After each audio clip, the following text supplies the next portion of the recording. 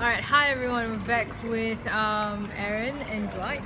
So these guys are, I've been told, some of the most experienced facilitators in the world, although they don't like to admit it.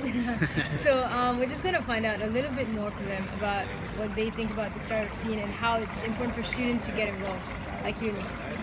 Alright, so what do you guys think about students being involved in startups? Or rather, what is a startup first of all?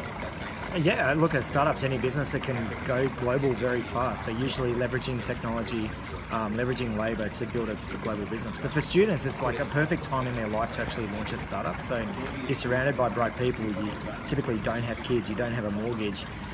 It's a fantastic opportunity in life with a risk profile where, yeah, give it a crack. Actually launch something. Experiment. Yeah. So how about you, Dwight? Yeah, I tend to agree with Aaron that it's a great time.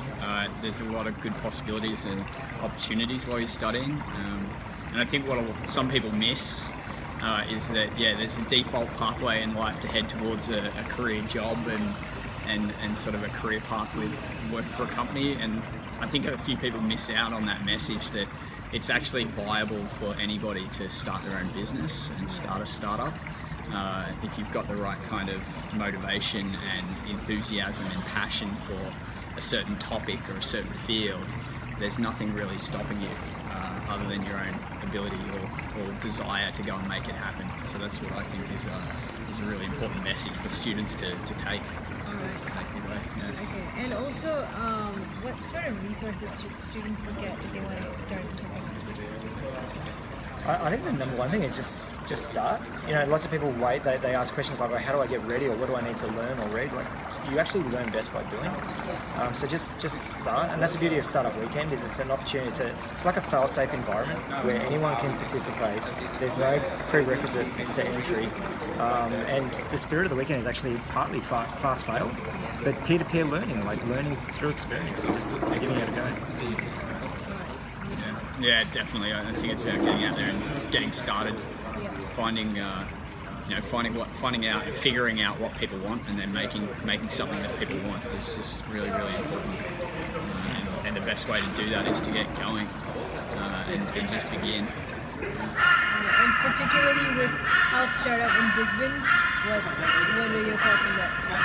The startup community in Brisbane. Well, I've been based in Europe for a number of years, and whilst I went to university here in Brisbane and then worked here for a few years before I moved away, I'm just not so much surprised, but just really enthusiastic about what I see back here. There's so much activity happening. You've got